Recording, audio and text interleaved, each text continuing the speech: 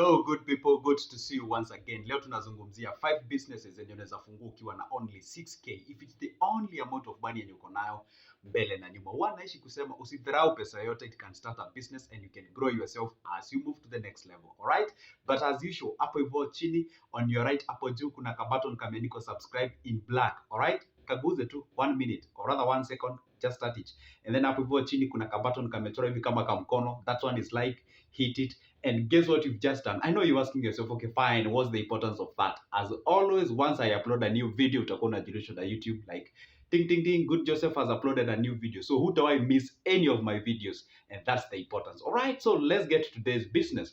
5 businesses zenye unaweza anza ukiwa na only 6k na uweze kugrow yourself to the next level. Biashara ya kwanza, hii nimeishi kuizungumzia every time. Kuna hii biashara ya kuuza fruits, alright? By the way, do you know one thing? Buying fruits ya even 2k, hizo ni fruit mob sana. You get the point? So if you can get yourself in a, let's say you live in a populated area whereby unapata traffic iko high, so you can actually identify a place whereby utakuwa unauza your fruit. Sometimes when decide to kuuza on crates or some ama uweke kitu kama kameza ama kakibanda kadogo hivyo, perhaps siwe umejenga kwa kibanda but unaweza komboa from the people who have been there in existence. Then you can be able to sell your fruits there. Use the different types of fruits. Hapo kuna machungwa, kuna maembe, kuna ndizi, kuna such kind of a thing. And just be clean, be presentable and then offer good customer service. Rest assured unaweza make even 500, 600 in a single day, because nowadays people are conscious about their health and these things to do with nutrients and fruits and such kind of a thing. All right, so the next business point, or rather the next business idea yenye unaweza fanya with only 6k, this one I've talked about it several times. All right, kuna hii idea ya kuuza maziwa.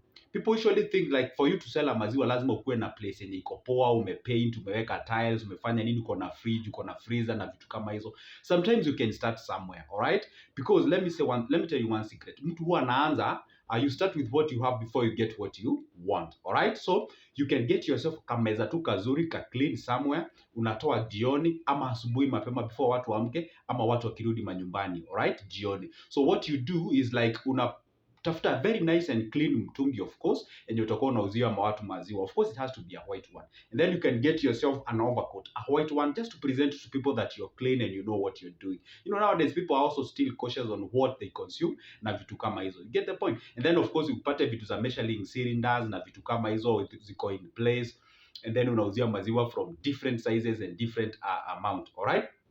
Kwa sababu, and then from there as the time goes, kulingana na venye unaona the biashara is taking you, then you can decide to pick a place whereby utakuwa unauzia once God has helped you and you're able to raise a good capital for you to komboa the nyumba and get yourself to go somewhere, all right? So the other thing is that it's all about this thing we call, what do you call, kuuza mitura. Have you ever been to Nairobi or any other town in Kenya and then you find somebody who is selling mitura and then nyuma yake there is no butchery in existence? So and you're like, okay, where is this guy getting this information, or rather where is he getting this the product and such kind of a thing? Yeah, the very first time I saw that, where I came from, I used to believe that mtu anaweza uza tu mitura kama uko na butchery in existence or something. So I went to a place and then I find somebody who is selling mitura and anauza supu and such kind of a thing. So I was like, okay, fine. So if somebody can just start with a small kitchen and anauza mitura na maisha inasonga mbele, yes you can.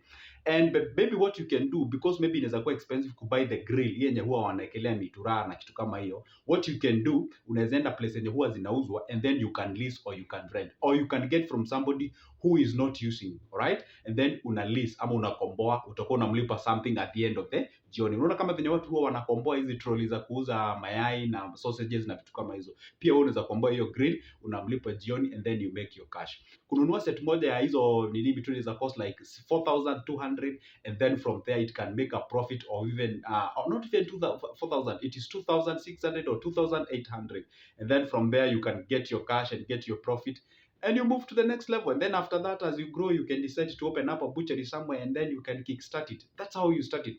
I always tell people, one thing, never despise any amount of money, because if you do, then if you kind of subscribe to this belief that ni lazima u raise a certain amount of money in terms of hundreds of thousands ndio uanzishe kitu fulani, we will never have business people in existence. What we can, ama venye unaweza fanya, anzisha with that small that you have, and then as the time goes, then you can be able to grow yourself and move to the next level. All right.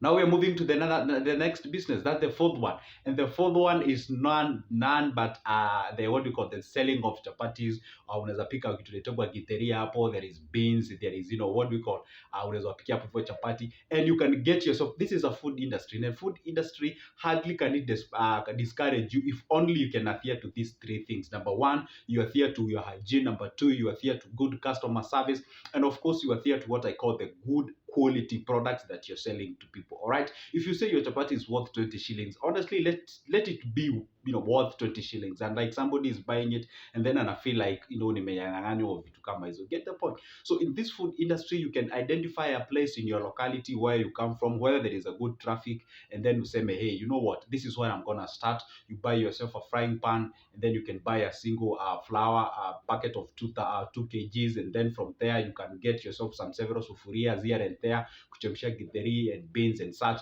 and then you can get started somewhere. Because most of the people who you find that are successful in our society, they never despised any amount. So you can identify a place mahali utakuwa unatokea jioni, ukishapika vitu zako unatokea hapo, then you sell to them and then you get your cash. Even if you get 300, 200, 500, you're good to go. It's far much better than when you're getting zero.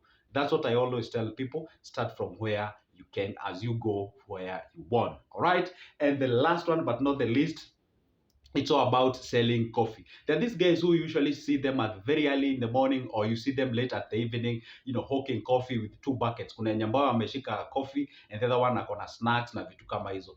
Do you believe if I tell you how I say huwa wana make close to 500, 600 or even 800 in a single day? Just because you just go to a supermarket, buy yourself that what do you call that dispenser ya coffee, and then buy yourself a bucket, then buy a packet of oga. Or if you do not know how to prepare those things, you can actually buy the ready ones, from those guys who cook them, and then from there you can actually go ahead and be able to calculate your profit margin and see whether it's worthy to risk, or it's worthy to go ahead and do it, or it's worthy you when you're cooking them. All right, so and then make sure that at least you avail yourself early in the morning, especially if you do not have a family, you don't have a lot of things that are disturbing you. You can get yourself early in the morning, you hawk your coffee, you sell your snacks, get your few coins, that is 300, 400, 500 shilling. I always say don't despise it. Even if it's small or how it is, it can actually go way in helping you and growing yourself to the next level. So those are just but 5 examples of businesses that you can be able to start. And perhaps if we give you a bonus, if you're this kind of a person who is like, okay, you're not after chasing quick money and such, so you can think of buying shares, maybe because with 3K you can be able to buy Safaricom shares. So why not just go ahead and buy shares?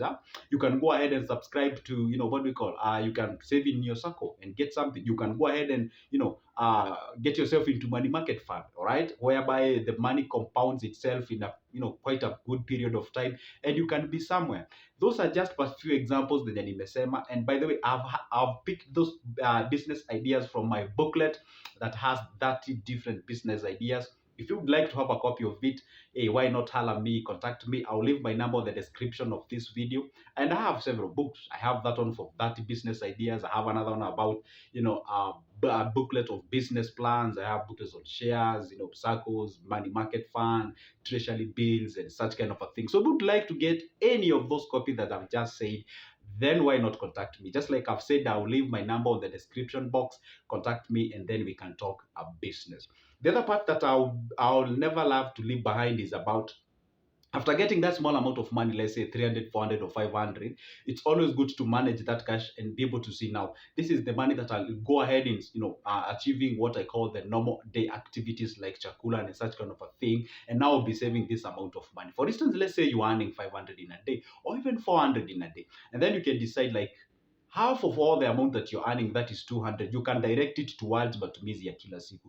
The other 200, you can set aside 100 bob for your transport. The other 100 bob, you can decide now this one I'll be keeping it in a circle or a bank whereby I fix it just for the rainy day. Because rainy day huwa ina happen. Na nikisema rainy day hapa namaanisha, kuna time unawezajipata kwa magumu and you can be able to snatch yourself out of it because of the saved amount of money. Especially where we are heading next year. A lot of people wanna predict tutakuwa na recession. So I would advise guys to just what do we call cut a lot of expenditure, especially using your money. Just have a liquid cash somewhere, just for the sake of anything that can happen on the recession that people are projecting that it will happen. All right. So the very first thing that you're supposed to understand in business is discipline, hygiene, and the quality of the product that you're selling to people. And if you're dealing with the quantity, then quantity should matter. And if you're dealing with both of them, then quantity and quality matters a lot. All right.